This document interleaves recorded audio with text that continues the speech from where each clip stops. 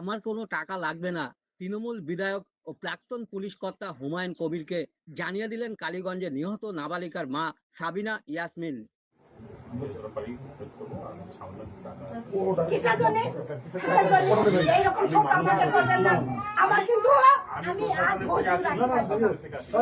না না মুখ্যমন্ত্রীও বলেছিলেন, মুখ্যমন্ত্রীকেও কি বলেছেন? না না এটা আমি কেউ এরকম করবেন না। আমি তো পরে করেন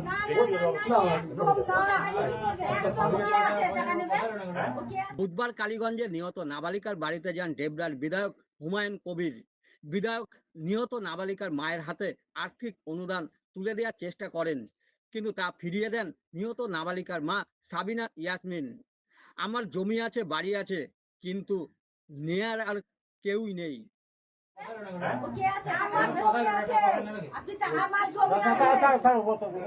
ওই বলছে আমার জমি আছে, আমার বাড়ি আছে, আমার কেউ নেয়ার নাই।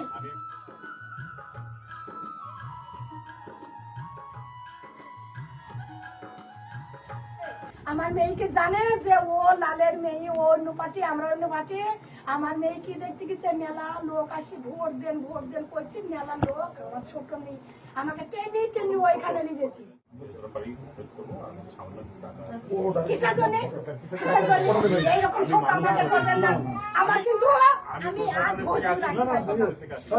না মুখ্যমন্ত্রীও বলেছিলেন, মুখ্যমন্ত্রীকেও কি বলেছেন? না না এটা আমি কেউ এরকম করবেন না। আমি তো পরে করেন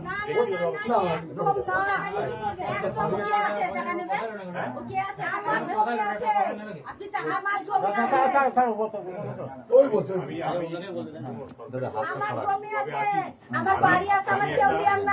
বিধায়ক বলেন সরকারের তরফে নয়, একটি অরাজনৈতিক সংগঠনের তরফে আর্থিক সহায়তা দিতে এসেছিলেন, শুধুমাত্র বিবেকের তাড়নায়।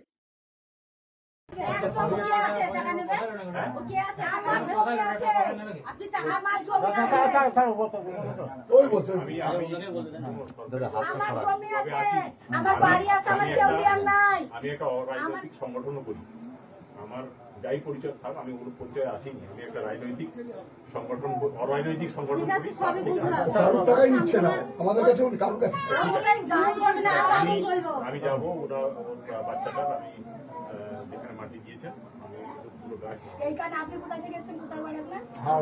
কলকাতা থেকে এসেছেন। সেই মেয়েটার কোথায় বাড়ি যে ভোটে এবার যার জন্য আমার মা চলে গেল, একবার আসেনি। কি করি ভরসা থাকে, একবার আসেনি, আসার দরকার নয়। যে মা যা হয়েছে, মা একবার যে দুঃখ জানাইতেছে, দুনিয়া কেটে যাচ্ছে, তার কানে পুছাইছে না, তার জন্য যে আমার মেয়ে চলে গেল।